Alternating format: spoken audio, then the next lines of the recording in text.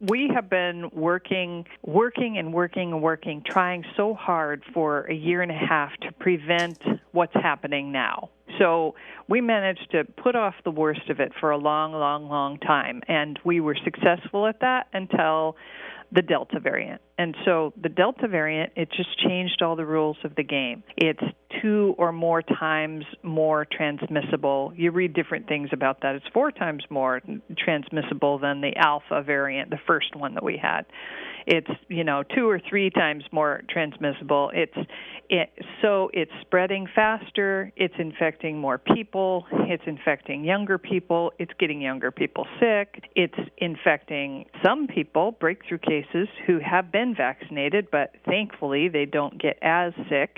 It's just spreading through our unvaccinated community, in particular like wildfire. And that's the way I'm describing it. The way I see it in my mind is that we have pockets of folks who are unvaccinated in our community, and the Delta variant is just moving through those groups of people and infecting large numbers of them. And it's very distressing. It's distressing because, of course, we don't want all of our citizens to be sick. We don't want anybody else to die, of course. And additionally, the hospital system is right at capacity now. Here in Tillamook, we've heard from Eric Swanson, the president of Adventist Health Tillamook, that I think his report today is that they have 21 patients and they're a 25-bed facility, and the ICU has been converted to a COVID unit.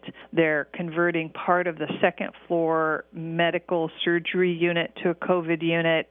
They're planning for how to take care of additional people in the coming weeks, because the surge is just, if you were looking at the line on a graph, it's going straight up, and it's expected to continue for several more weeks. There are people who are doing modeling. The Oregon Health Sciences University and the University of Washington are doing modeling about the surge, and they predict that the numbers will keep going straight up until about September 7th.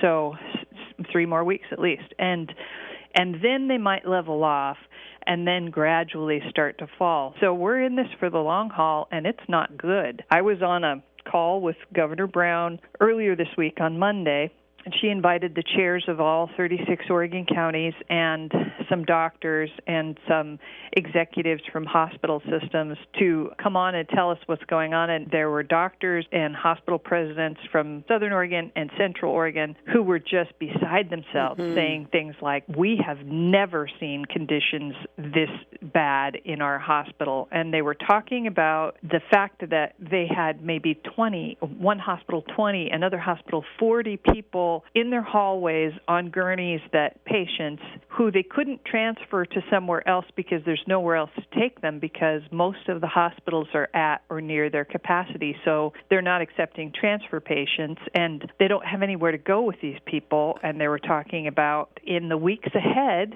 that we're right on the brink of, they called it a total collapse of the healthcare system. So there were people like me in the room who had never heard that term before Monday, and we asked, please define total collapse of the healthcare system. What does that actually mean?